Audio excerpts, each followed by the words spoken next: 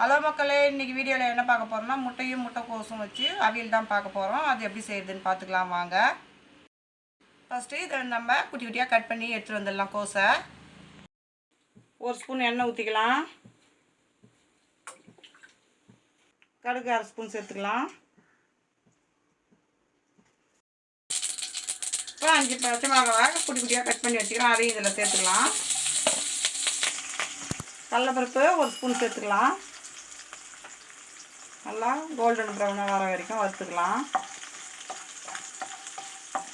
மிளகாய் போடுறப்ப சிம்மில் வச்சுட்டு போடுங்க, இல்லைனா அது எண்ணெயில் பட்டோடனே அதெல்லாம் வெடிக்க ஆரம்பிச்சிடும், கையெல்லாம் படும். ஒரு வெங்காயம் கட் பண்ணி வச்சுக்கிறேன், அதையும் இதில் சேர்த்துக்கலாம். இதையும் சேர்த்து நல்லா வதக்கிக்கலாம். ஒரு கொத்து கருவேப்பிலை சேர்த்துக்கலாம். இதையும் சேர்த்து நல்லா வதக்கிக்கலாம். ஒரு 100 கிராம் போல் கோஸை கட் பண்ணி வச்சுக்கிறேன் குட்டி குட்டியாக, அதையும் இதில் சேர்த்துக்கலாம். இதையும் சேர்த்து நல்லா வதக்கிக்கலாம்.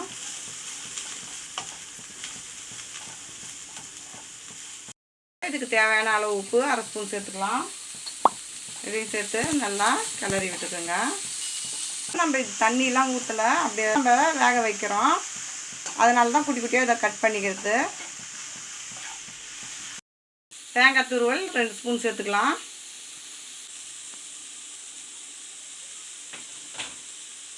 இதையும் சேர்த்து நல்லா கிளறி விட்டுக்குங்க. கொஞ்சம் ஓரமாக இப்படி தள்ளி விட்டுக்குங்க. முட்டையை நம்ம உடச்சி ஊற்றிக்கலாம். நான் 3 முட்டையை உடச்சி ஊற்றுறேன்.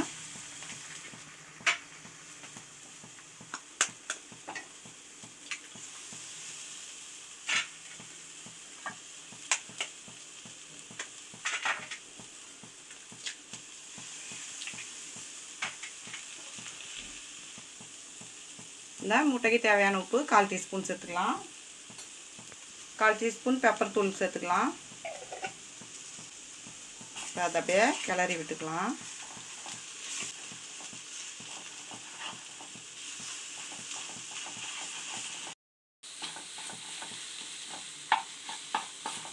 நம்ம ஒரே மாதிரி செய்யாமல் இந்த மாதிரி வித்தியாசமாக செஞ்சு கொடுத்தா பசங்க நல்லா சாப்பிடுவாங்க. அவ்வளோதான், எல்லாத்தையும் சேர்த்து இப்போ கிளறிக்கலாம்.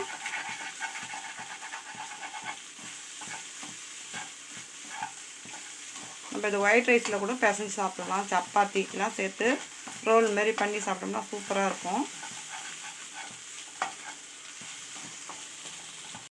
நம்மளுடைய முட்டைக்கோஸ் அவியல் சூப்பராக ரெடி ஆகிடுச்சு பாருங்கள். இப்போ ஒரு பிளேட்டுக்கு மாற்றிக்கலாம். நம்மளுடைய முட்டைக்கோஸ் அவியல் சூப்பராக ரெடி ஆகிடுச்சு. இந்த வீடியோ பிடிச்சிருந்தா லைக் பண்ணுங்கள், ஷேர் பண்ணுங்கள், கமெண்ட் பண்ணுங்கள். மறக்காமல் நம்ம சேனலை சப்ஸ்கிரைப் பண்ணிவிட்டு பக்கத்தில் இருக்க பெல் ஐக்கான் கிளிக் பண்ணி ஆல்னு கொடுத்துருங்க. தேங்க்ஸ் ஃபார் வாட்சிங்.